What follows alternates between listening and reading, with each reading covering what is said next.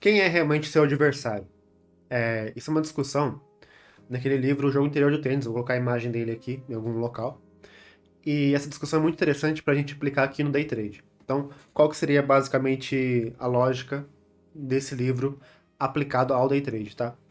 Quando você está lá na conta real, quando você está no simulador, quer dizer, você não tem um obstáculo em si mesmo. Por quê? Porque no simulador você não enfrenta suas ansiedades, não enfrenta seus medos, seus anseios, você não tem nada disso no simulador, porque ele só simula o que de fato é o day trade, né? Então no simulador eu costumo dizer que só tem a parte prática, toda a coisa, a parte prática não, a parte técnica do day trade em si. Por quê? Porque você só aplica aquilo que você aprende de teoria. Então, eu tô olhando aqui porque minha tela tá aqui, tá? Então, no simulador vai ter o quê? Eu fiz fundo duplo, vou procurar uma compra, uma venda. Tem 5 fundamentos do fluxo, vou procurar uma compra aqui, uma venda aqui. Porque essa parte técnica, você só vai aplicar no simulador e é a única parte que você vai aplicar. Às vezes nem gerenciamento de risco você vai no simulador, embora seja necessário, né? Para você já aprender e acostumar com isso. E na conta real é totalmente diferente, porque na conta real você está lidando com o seu próprio dinheiro, você traz toda a sua bagagem em relação ao dinheiro que você tem em sua vida. Então, se você teve uma vida regrada a dinheiro, você vai ter mais apetite a risco, porque você tende a querer perder mais, porque você não liga tanto para suas perdas financeiras, embora não deveria ser assim.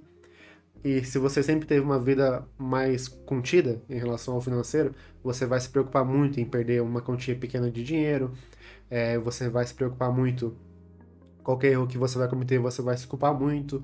Então, essa culpa que você vai sentir, essas ansiedades que você vai sentir, é o seu jogo interior que você tem em si mesmo, né? Então, o seu adversário na conta é você mesmo, não tem mais ninguém. A Capital não é seu adversário, a UBS não é seu adversário, o Bradesco, o Santander não é seu adversário, eles são apenas players que fazem parte daquele jogo. Esse seria o seu jogo exterior, no caso, né? Os seus adversários, entre aspas, seriam eles, mas na verdade você tem que atuar com eles. E o que eu quero dizer com isso, com tudo isso? Nesse livro, ele basicamente separa o ser humano como dois seres. O ser um, que é o ser instrutor, e o ser dois, que é o ser executor. Nesses dois seres, o ser um não gosta do ser dois. Por quê? Ele desconfia do ser dois, desconfia da capacidade do ser dois em executar as tarefas que o ser um instrui. Então, por exemplo, aplicando isso ao day trade, né? O ser um seria o quê? Aquele ser que sabe a teoria, aquele ser que sabe o que tem que fazer para melhorar sua performance, sabe o que tem que fazer para respeitar o gerenciamento de risco, sabe o que tem que fazer para entrar ou sair de um trade. O ser 2 é aquilo que vai realmente fazer, aquilo que vai tomar ação e vai executar aquilo que o ser um sabe. Porém, o ser um não confia na capacidade de execução desse ser 2. Então o que acontece? Quando você vai entrar num trade, tá pensando em entrar num trade, fez a análise certinho e não conseguiu entrar, porque o ser um foi lá e falou assim na sua mente: eu acho que esse trade não é tão legal. Será que você vai conseguir mesmo fazer essa operação? Será que vai dar certo? Será que você vai ser bem sucedido nesse trade? Eu acho que talvez não seja bem assim que funciona.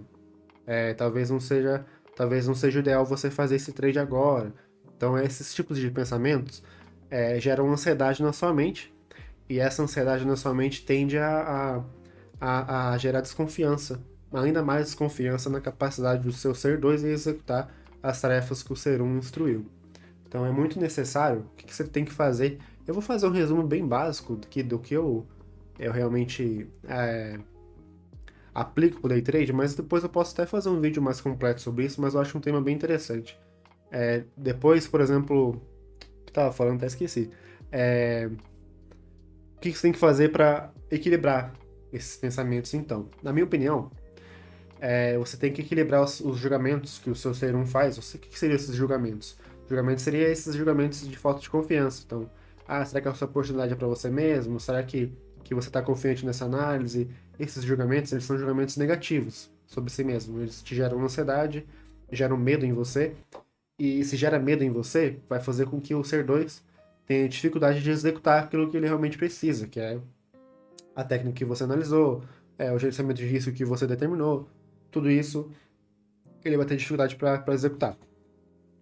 Então, o que que você tem que fazer para equilibrar esses seres, para deixar o ser 2 agir de forma espontânea, de forma natural? O primeiro passo é você entender quais seriam essas dificuldades que você impõe, que o seu ser 1 impõe sobre si mesmo. Então, você tem medo de perder dinheiro? Provavelmente tem, todo mundo tem medo de perder dinheiro, mas por que que você tem esse medo? Qual que é a sua bagagem pessoal, do seu passado, do seu presente, que faz te ter medo de perder dinheiro? Segundo passo que você precisa ter para realmente analisar se você está gerando anseio em você mesmo.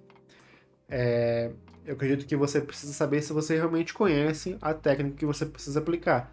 Porque se você não conhece o que você precisa aplicar, o seu ser 2 não tem o que executar. Então, você precisa entender se você realmente estudou o suficiente, se você está pronto para operar conta real, se você sabe gerenciar o seu risco, se você não sabe. Tudo isso você precisa realmente ter certeza para que o ser 2 não gere desconfiança, porque o seu ser 1 não gere desconfiança sobre sua capacidade. Porque se você sentir uma leve desconfiança, você não vai conseguir executar aquilo que você realmente sabe, porque você não sabe operar. Então essa tem uma grande diferença aí. E o passo 3, na minha opinião, é equilibrar os julgamentos positivos com os julgamentos negativos. O julgamento nem sempre precisa ser negativo. Então, por exemplo, quando você vai bem num dia, então teve um dia lá que eu operei, ganhei, sei lá, 15 pontos. Nesse dia, você vai fazer um julgamento positivo sobre si mesmo. O que você vai fazer? Ao invés de falar assim, putz, nesse dia, daquele dia eu fizesse isso, eu teria ido bem. Isso é um julgamento negativo, você está se julgando, está chamando de burro, basicamente. Mas não pode ser assim. O que você vai fazer? Bom, nesse dia foi muito bem. O que eu posso fazer amanhã para repetir a performance que eu tive hoje? Esse é um julgamento positivo. Bom, nesse dia foi muito bem, cara. Como é que eu posso fazer para aprender mais sobre o que eu fiz hoje?